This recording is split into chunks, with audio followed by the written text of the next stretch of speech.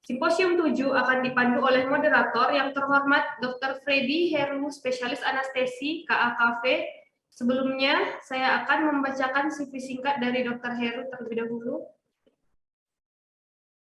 Dr. Freddy Heru, spesialis anestesi KAKV, lahir di Lahat 2 Juli 1976, menyelesaikan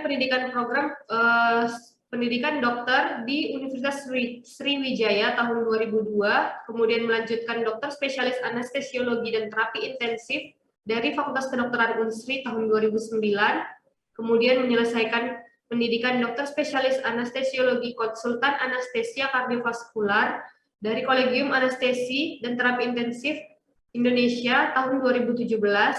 Beliau saat ini bekerja sebagai dokter di Rumah Sakit Muhammad Husin Palembang. Untuk mempersingkat waktu kepada Dr. Freddy Heru, waktu dan tempat saya persilakan, Dok. Assalamualaikum warahmatullahi wabarakatuh. Terima kasih Dr. Sari. Suara saya kedengaran ya, Dokter ya? Jelas ya? Jelas terdengar, Dok. Oke. Alhamdulillah pada siang menjelang sore ini kita dapat mengikuti sesi selanjutnya di Medical Studium General 2002. Pada siang ini kita akan menghadirkan dua orang pembicara, Dr. Hardian dan Dr. Fajar Pardana. Ya. Untuk ini boleh, terima kasih, boleh ditampilkan untuk ini ya, Dr. Sari. Ya, yang pertama Dr. Rapto Hardian. Selamat sore, Dok. Ya, Dr. Sore, Dokter. Ya, beliau menamatkan dokter sebagai dokter di Fakultas Kedokteran Universitas Diponegoro, kemudian mengambil program studi dokter spesialisasi di Universitas Indonesia. Saat ini beliau bekerja di Rumah Sakit Umum Daerah Ulin Banjarmasin. Beliau ada beberapa banyak penelitian terakhir, pelatihan, salah satunya member Opiaca. Ya, mungkin langsung saja ya, untuk menghemat waktu, kita persilakan Dr. Rapto untuk mempresentasikan materinya pada sore hari ini. Silakan, Dok. Baik, terima kasih Dr. Shaggy. Suara saya terdengar? Ya, terdengar, Dok. Silakan. Ya, terima kasih. Saya share screen.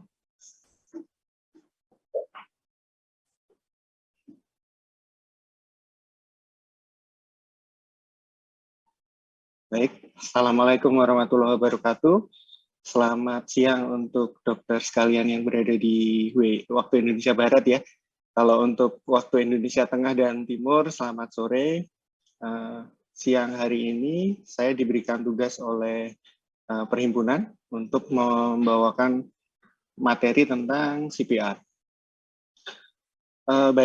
Di dunia ini ada satu organisasi besar untuk masalah resusitasi jantung, ILCOR, tapi saya melihat bahwa di Indonesia ini rata-rata dokter menggunakan acuan Amerika, AHA gitu ya.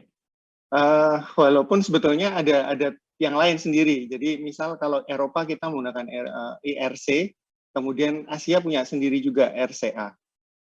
Untuk siang hari ini saya mengambil dari American Heart Association. Pada pasien yang henti jantung, 75-85% pasien henti jantung terjadi di rumah dan area publik, di mana 35-50% disaksikan oleh keluarga, rekan kerja, atau teman. Namun 95% meninggal sebelum tiba di rumah sakit. Tingkat survivalnya dari pasien tersebut, pada henti jantung yang berada di luar rumah sakit, survival hanya sampai 6,4%, sedangkan yang berada di dalam rumah sakit hanya 17,6%, sangat rendah sekali.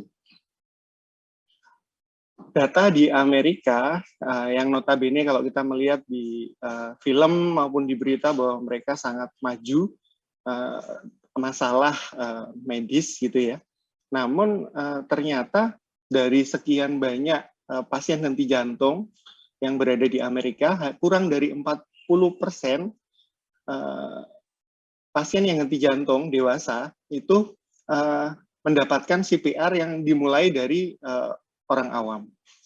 Sedangkan dari 40% tersebut kurang dari 20%, kurang dari 12% yang menerapkan pemberian AED sebelum tim emergensinya datang. Bagaimana dengan di Indonesia? Nah, ini sangat susah sekali ya dibandingkan dengan di Amerika, karena di Amerika sendiri dengan tingkat pengetahuan yang sangat maju, tingkat keberhasilan dan tingkat bahwa pasien tersebut pada saat mengalami henti jantung hanya kurang dari 40%. Sedangkan di Indonesia sendiri masih banyak sekali orang awam yang sampai sekarang pun mungkin masih belum paham tentang bagaimana melakukan resusitasi jantung. Apalagi kalau kita lihat sinetron kita sangat-sangat tidak memberikan pengetahuan yang benar gitu ya, tentang cara melakukan resusitasi pada henti jantung. Kita sering mendengar bahwa waktu adalah uang, namun kalau kita membicarakan tentang resusitasi, waktu adalah nyawa. Di mana keterlambatan hitungan waktu 1 menit, peluang keberhasilan akan turun 98%. Terlambat 3 menit bisa turun sampai 50%. Ada juga teori di jurnal bahwa 1 menit akan menurunkan tingkat survival sebanyak 10%. Sedangkan kerusakan otak dimulai pada 4-6 menit setelah henti jantung dimulai. Jadi bisa dibayangkan kalau henti jantung sudah lebih dari 10 menit, tapi belum dilakukan resusitasi, maka selain kerusakan otak yang permanen, dan tingkat survival-nya juga sangat rendah sekali. Indikasi dari CPR adalah henti nafas dan atau henti jantung. Tujuannya adalah mencegah berhentinya sirkulasi dan atau pernafasan, kemudian memberikan bantuan eksternal terhadap sirkulasi dan ventilasi untuk mencegah kerusakan otak. Kapan tidak melakukan CPR? Situasi di mana upaya melakukan CPR akan mengakibatkan penolong berisiko cedera atau mengancam jiwa. Adanya tanda klinis kematian permanen seperti rigor mortis, lebam mayat, pembusukan, dekapitasi, maupun dekomposisi. Kemudian ada juga adanya instruksi yang sah bahwa resusitasi tidak diinginkan atau tidak diperlukan. Misal pada pasien mati batang otak. Sebelum melakukan pertolongan, tolong bisa memperhatikan terhadap lingkungan atau tempat kejadian. Risiko bagi penolong dan korban mekanisme trauma. Jangan memindahkan korban terburu-buru kecuali korban dalam keadaan yang berbahaya. Jika harus memindahkan korban, lakukan dengan cepat.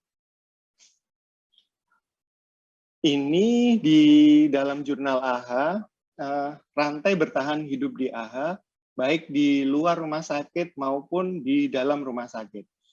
Di luar rumah sakit, kalau di Amerika sangat jelas, mereka mempunyai komunitas resusitasi, kemudian orang awam juga ada dilakukan pelatihan maupun diberikan pengetahuan tentang resusitasi. Kemudian adanya sistem informasi yang sangat terkenal 911, kemudian juga adanya dukungan tim emergensi yang siap. Nah, ini mungkin untuk di Indonesia mungkin masih bingung, kita harus nyarinya kemana gitu ya. Kemudian untuk henti jantung yang berada di dalam rumah sakit, biasanya sudah terdapat tim profesional multidisiplin yang bertanggung jawab untuk melakukan CPR, defibrilasi, kemudian melakukan bantuan hidup lanjut sampai dengan perawatan pasca ROSC. Kemudian kalau di Indonesia terkenal dengan sistem yang namanya Code Blue.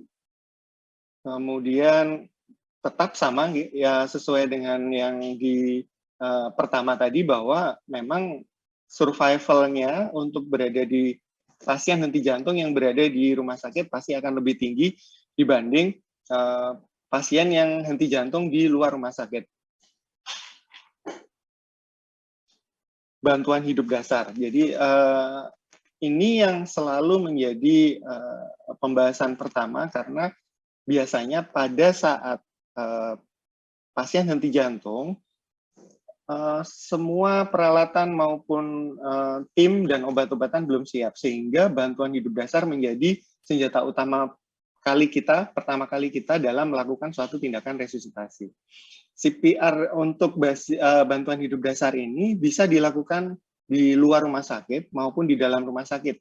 Kalau di dalam rumah sakit, bantuan hidup dasar ini biasanya mungkin di poli di mana tidak ada peralatan yang lengkap. Dapat dilakukan oleh orang awam yang tidak terlatih dan terlatih, tim respon kegawat daruratan maupun tenaga kesehatan. Dapat dilakukan tanpa bantuan alat medis atau hand only, jadi hanya kompresi saja. Umumnya dilakukan tanpa penggunaan obat-obatan dan tidak memerlukan keahlian khusus. Apabila ada, penggunaan AED secara dini akan memberikan outcome yang lebih baik. Namun kembali lagi, AED karena sangat mahal mungkin jadi hampir jarang ada ya. Saya sendiri jujur belum pernah melihat juga secara fisik. Untuk algoritmanya, ini ada perubahan, tapi perubahan di AHA 2015, perubahannya tidak begitu bermakna. Algoritmenya tetap sama, periksa respon, panggil bantuan, aktifkan emergency respon dan meminta AED untuk datang, periksa nafas dan nadi kurang dari 10 detik. Kemudian apabila AED datang, kita pasang pad-nya, kemudian kita periksa irama jantungnya. Perbedaan algoritma di tahun 2015 dan tahun 2020 adalah AHA menyingkat, AHA dan semua ya di bawah organisasi ILCOR tadi menyingkat, jadi untuk bantuan nafas hanya 1 nafas setiap 6 detik atau 10 nafas setiap menit. Perbedaannya hanya pada hal tersebut untuk pemberian nafas. Kemudian kompresinya tetap sama 30:2, namun perbedaannya pada saat kompresi diharapkan tekanannya kedalamannya adalah 5 cm namun tidak melebihi dari 6 cm. Kemudian kecepatan tetap sama 100 sampai 120 kali per menit. Apabila AED sudah datang, maka kita akan memeriksa irama jantungnya. Apakah shockable atau irama ventricle fibrilasi dan ventricle takikardi tanpa nadi, atau irama yang non-shockable, pulseless electrical activity atau asystole, di mana dua golongan shockable dan non-shockable ini mempunyai pendekatan terapi yang berbeda.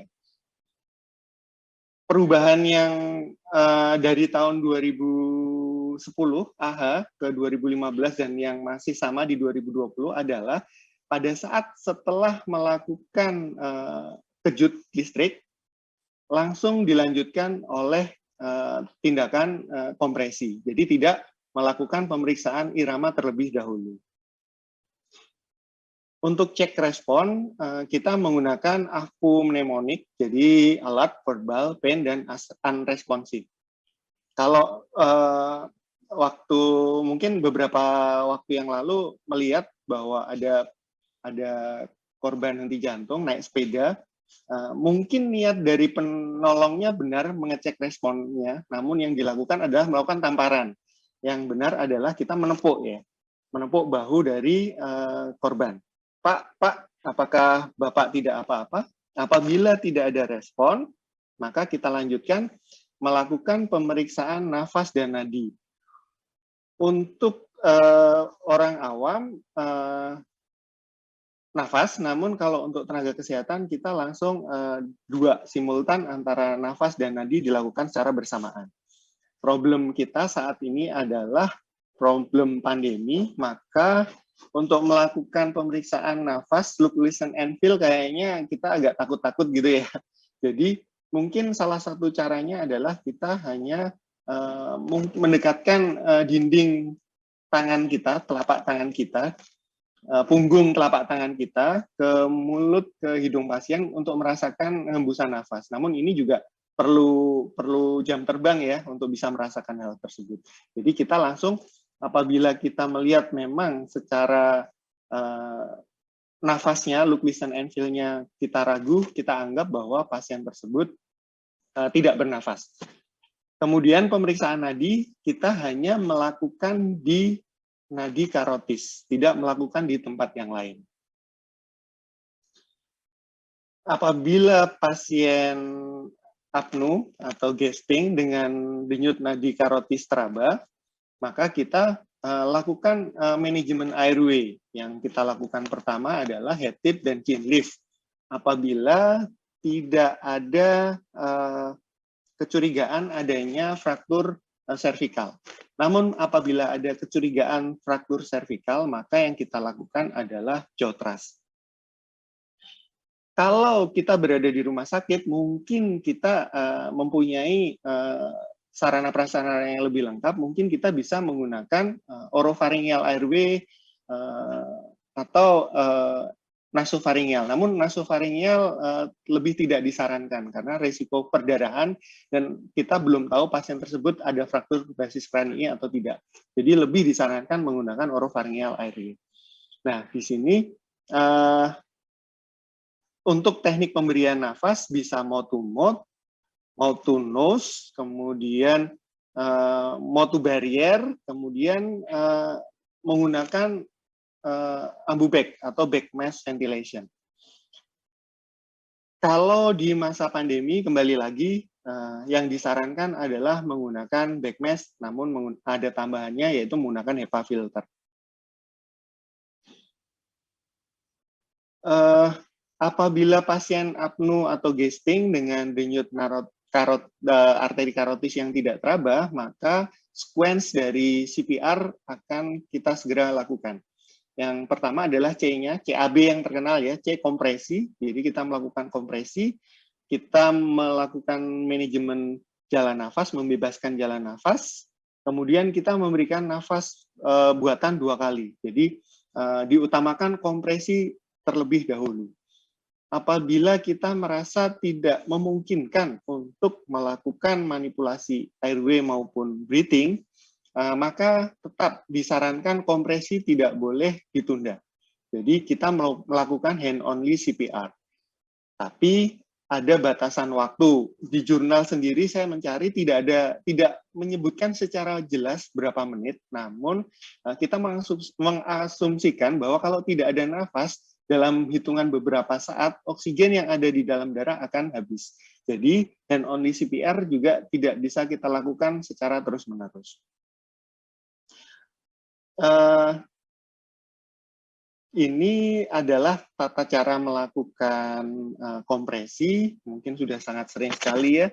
Jadi, kalau dulu kita menggunakan garis di bawah nipple gitu ya, di bawah puting. Yang sekarang di AHA sudah dilakukan penelitian, tempat yang paling efektif adalah letakkan 2 tangan di tengah dada separuh sternum bagian bawah. Untuk tangan kanan maupun tangan kiri tidak menjadikan suatu masalah. Ini kemudian kecepatannya 100 sampai 120 kali per menit dengan kedalaman yang 5 cm, namun tidak boleh lebih dari 6 cm, kemudian tegak lurus, yang memberikan pinggul sebagai porosnya, kita menggunakan kekuatan dari tubuh bagian atas. Kemudian 100 sampai 120 kali per menit ini merupakan suatu hasil penelitian di mana 100 sampai 120 kali per menit ini adalah irama yang paling efektif untuk meningkatkan tingkat survival pasien. Namun kembali lagi untuk kedalaman ini menggunakan tubuh orang bule ya. Jadi mungkin ada perbedaan-perbedaan, mungkin kalau kita terlalu dalam ya dengan resiko terjadi fraktur di sternum maupun di kosta. Namun tidak apa-apa, yang penting tujuan kita adalah yang pertama kita melakukan kompresi untuk jantungnya. Kemudian untuk kompresi kita lakukan sebisa mungkin tanpa adanya interupsi. Pada saat kita akan melakukan pemasangan airway, pengecekan, penempelan irama untuk AED, itu sebisa mungkin tidak menginterupsi kompresi. Di sini CPR dengan perbandingan 30:2, kemudian 5 kali, ya, atau satu siklusnya dilakukan dalam waktu 2 menit. Jadi ada dua. Kalau memang pasien tersebut belum terpasang advance airway, baik itu supraglottic airway maupun tracheal intubation, maka kita menggunakan rasio 30:2 sebanyak 5 kali. Namun apabila sudah terpasang advance airway, maka kompresi dan ventilasi berjalan sendiri-sendiri, tidak asinkron gitu ya. Waktu yang dilakukan untuk melakukan kompresi tersebut dan ventilasi tersebut selama 2 menit. Semua tindakan untuk menginterupsi dari kompresi disarankan untuk dilakukan kurang dari 10 detik. Baik, untuk airway dan breathing, CAB gitu ya. Nah, jadi memang di jurnal disebutkan head-to chin lift dilakukan apabila tidak ada cedera servikal. Namun apabila kecurigaan adanya cedera servikal, maka dilakukan jaw thrust. Namun tidak semua orang bisa melakukan jaw thrust dengan baik ya, dengan benar gitu ya. Maka dari jurnal sendiri dikembalikan. Kalau memang tidak bisa jaw thrust, maka dikembalikan ke head chin lift. Namun sebisa mungkin untuk tidak merubah posisi dari spine cervical. Akan lebih mudah lagi kalau kita terdapat oropharyngeal airway maupun nasopharyngeal airway. Namun lebih disarankan untuk oropharyngeal airway. Di mana nasopharyngeal airway sendiri merupakan kontraindikasi apabila ada cedera basis kranii. Untuk breathing, untuk memberikan bantuan nafas, disarankan menggunakan back mask ventilation atau menggunakan ambu bag. Namun apabila tidak ada, kita memberikan bantuan nafas, satu nafas 1 detik kurang lebih. Jadi ada jurnal yang menyebutkan yang pertama adalah 1 detik, yang kedua adalah lebih dari 1 detik. Tapi ada yang menyebutkan kira-kira di 2 nafas tersebut kira-kira 1 detik. Kemudian untuk volume tidal ini, volume sekali kita menghirup nafas atau sekali kita mengembuskan nafas. Kalau kita menggunakan volume tidal yang sesuai dengan AHA, kembali lagi itu badan orang bule, jadi badannya lebih besar. Jadi kita menggunakan panduan cukup pada saat kita memberikan bantuan nafas, cukup dada sedikit terangkat. Dengan dada sedikit terangkat, itu menunjukkan bahwa volume tidal yang kita berikan sudah cukup. Hati-hati kalau kita memberikan volume tidal yang berlebihan, maka resikonya adalah pengembangan udara tidak hanya masuk ke paru-paru, namun juga masuk ke lambung yang akan berakibat regurgitasi dan aspirasi. Belum lagi terjadi peningkatan tekanan di dalam dada intratorakal, yang berakibat juga mengurangi aliran darah balik ke jantung, sehingga ini akan memperburuk kondisi dari pasien.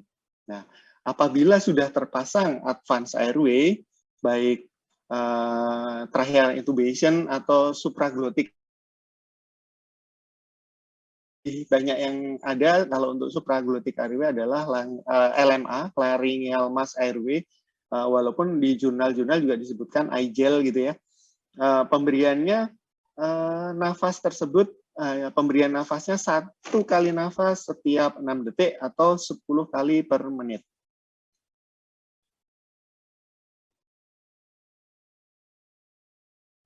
Kemudian ini ada 2 pembanding untuk algoritma pada basic life support pada pasien yang tidak dicurigai COVID.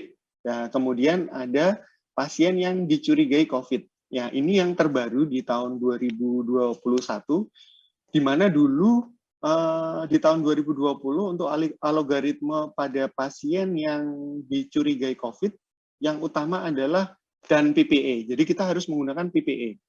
Nah, namun ternyata di tahun 2021 ternyata sudah diturunkan tingkat kegawatannya atau kewaspadaannya gitu ya. Jadi pasien cukup kalau memang pasien tersebut tidak menggunakan masker atau penutup mulut, kita memberikan penutup mulut kain di mulut dan hidung pasien. Atau kita menggunakan masker bedah kita tutupkan di mulut dan hidung pasien. Namun kembali lagi, kalau ternyata pada saat kita mencari penutup mulut dan hidung pasien tersebut lama, disarankan untuk tidak dilakukan, tapi kita langsung melakukan hand-only CPR. Jadi kita langsung melakukan kompresi. Karena kompresi di sini kita tidak boleh menunda. Nah, kemudian yang kita takutkan terus pada saat kita melakukan kompresi, resiko terjadi penularan dong. Nah, ini ternyata kalau berdasarkan penelitiannya dari AHA maupun dari Eropa, pada saat pasien tersebut henti jantung, henti nafas, ternyata terdapat suatu mekanisme lidah jatuh ke belakang. Jadi jalan nafas pasien tersebut sebetulnya terkunci. Jadi resiko terjadinya infeksi itu menurut penelitian sangat minimal. Dan untuk penolong sendiri ternyata tingkat kewaspadaannya semakin diturunkan. Untuk penolong sendiri boleh hanya memakai masker bedah untuk awal. Namun untuk tim penolong yang berikutnya disarankan menggunakan PPE yang lebih lengkap. Karena tindakan berikutnya akan menimbulkan aerosol generating prosedur, misal intubasi atau penggunaan dari supraglotic airway. Oh ya, pada saat memberikan bantuan nafas, di sini tidak hanya sekedar ambu bag saja, namun di ambu bag tersebut harus terpasang HEPA untuk melakukan filtrasi apabila terdapat virus atau bakteri yang akan menular.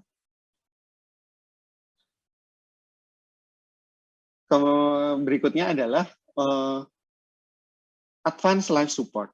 Jadi tadi sudah dimulai dari basic life support, pasien tersebut sudah dilakukan kompresi 30:2. Kemudian datang AED atau tim ahli yang lebih membawa peralatan yang lebih lengkap. Pada saat jeda pemeriksaan nadi, dilakukan pemeriksaan irama. Pada saat pemeriksaan irama tersebut, kita lihat irama tersebut irama shockable maupun atau irama non-shockable. Kalau irama tersebut irama non-shockable, asistol atau PEA, maka CPR tetap dilanjutkan secepatnya terpasang infus dan terpasang, kalau tidak IV, IO ya, intraosseous, maka kita harus langsung memberikan epinephrine. Epinephrine tersebut diberikan 1 mg setiap 3-5 menit. Untuk mempermudah timing, jadi kadang-kadang kita kan pada saat resusitasi sudah gugup, panik gitu ya. Kadang-kadang kita lupa pemberian epinephrine yang sebelumnya itu sudah berapa menit gitu ya. Jadi panduannya adalah setiap 5 siklus kan kita cek nadi. 5 siklus lagi kita cek nadi, itulah timing pemberian epinephrine dosis kedua. Atau kalau kita berdasarkan waktu, timingnya adalah sebetulnya itu 4 menit. Karena setiap meriksa nadi adalah 2 menit. Kemudian epinephrine sudah diberikan, kita cek kondisi dari pasien. Apabila setelah dilakukan pemeriksaan irama, ternyata pasien tersebut iramanya adalah shockable, di mana iramanya adalah ventricle fibrilasi atau ventricle tachycardia tanpa nadi, maka shock langsung diberikan, kejut listrik langsung diberikan. kembali lagi kejut listrik itu diberikan pada saat jeda pemeriksaan irama. Jadi kita siklus 5 siklusnya itu tidak boleh berhenti. Pemberian kejut listrik ini kalau di jurnal, jadi kita tidak langsung, walaupun di sini ditulis ya, apabila kita tidak tahu mesin tersebut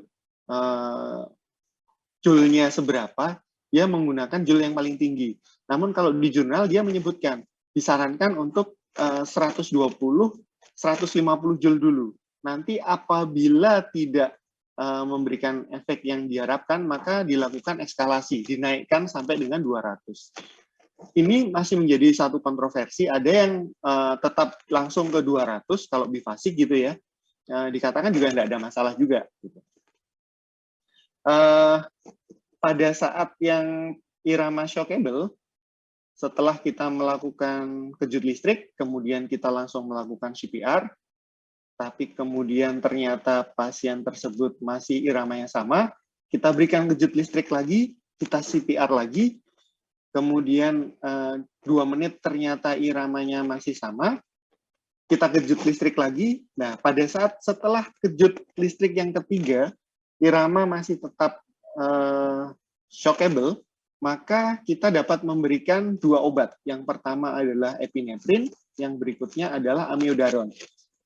Ini memang agak membingungkan di algoritma ini. Saya bandingkan antara algoritma di Amerika maupun di Eropa. Kalau di algoritmanya, di sini tertulis bahwa setelah kejut kedua, epinefrin masuk. Tapi di teorinya yang tertulis, itu justru setelah kejut ketiga, epinefrin masuk. Jadi saya menggunakan yang kejut ketiga, epinefrin tersebut masuk. Pemberian amiodaron ada 2 dosis. Yang pertama adalah yang 300 mg, rapid bolus, atau penggunaan lidokain 1 sampai 1,5 mg per kilo. Ini setelah masuk sambil tetap dilakukan CPR. Jadi CPR kompresi ini tetap tidak boleh berhenti. Yang diutamakan adalah kompresinya, terus-menerus. Kemudian kapan pemberian dosis kedua setengah dari amiodaron atau lidokain? Pemberiannya adalah setelah 5 kali kejut listrik baru diberikan dosis berikutnya.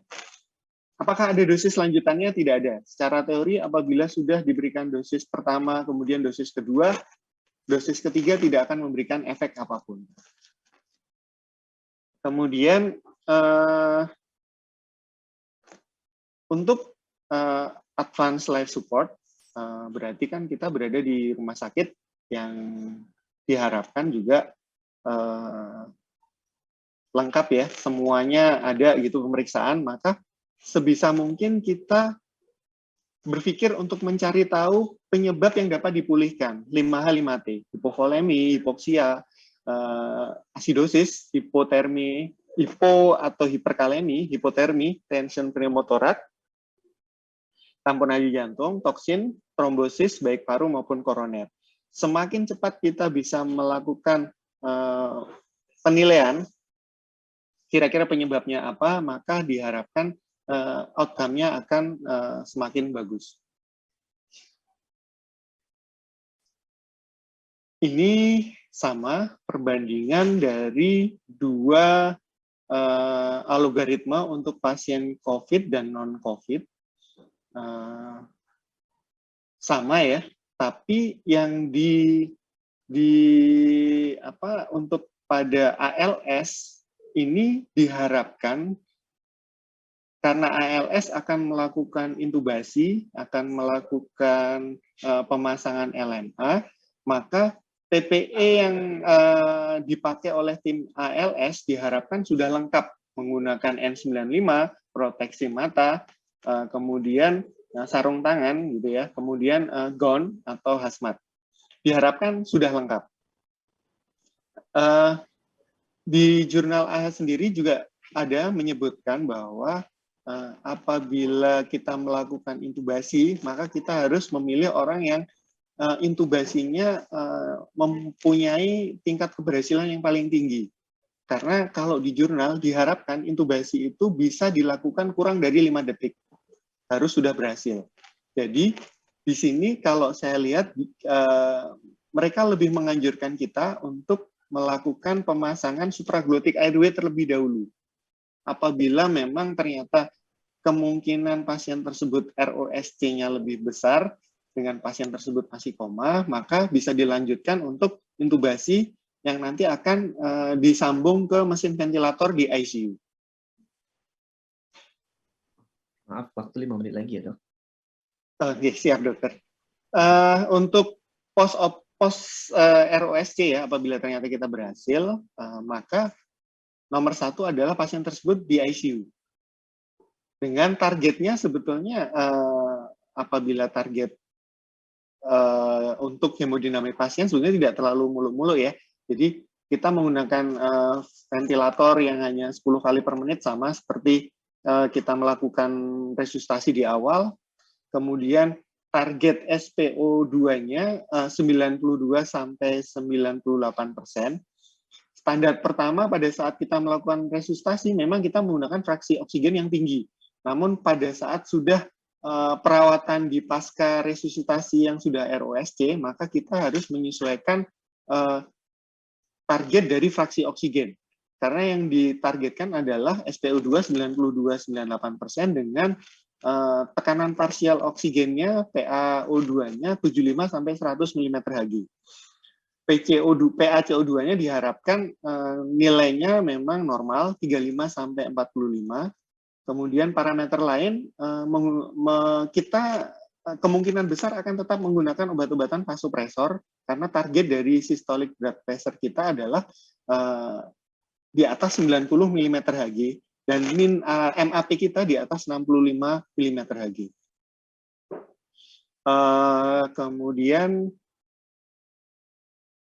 nah ini kapan CPR dihentikan? Ini selalu agak membingungkan juga ya, bukan membingungkan ya. Jadi kalau kita menggunakan acuan dari AHA, mereka menyebutkan adanya AED, sedangkan kita sendiri tidak, AED itu sangat tidak tersedia gitu ya.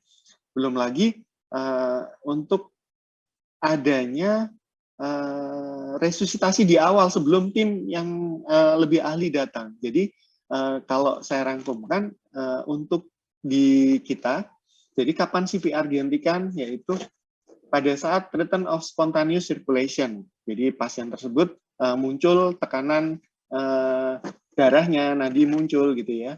Kemudian ada penolong yang lebih ahli untuk melanjutkan bantuan hidup lanjut. Penolong kelelahan, kemudian terdapat kriteria kematian yang irreversible, pasien meninggal atau kriteria pengakhiran resusitasi ditemukan. Kemudian ada lagi satu lagi parameter adalah waktu, di mana setiap center saya lihat berbeda, ada yang 1 jam, ada yang 30 menit, tidak terjadi ROSC, maka resusitasi dihentikan. Kalau di AHA sendiri ada suatu suatu anjuran, tapi tidak boleh rutinkan, yaitu menggunakan parameter end-tidal CO2. Problemnya tidak semua center juga tidak semua center maupun rumah sakit mempunyai alat untuk memeriksa end-tidal CO2. Di mana kalau kita membicarakan end-tidal CO2, apabila end-tidal-nya nilainya lebih dari 10 mm/Hg, maka dikatakan ini outcome-nya akan bagus. Tapi kalau kurang dari 10 mm/Hg, maka outcome-nya jelek. Dan targetnya adalah apabila dari ALS datang sampai 20 menit resusitasi, end-tidal-nya kurang dari 10, maka resusitasi disarankan dihentikan.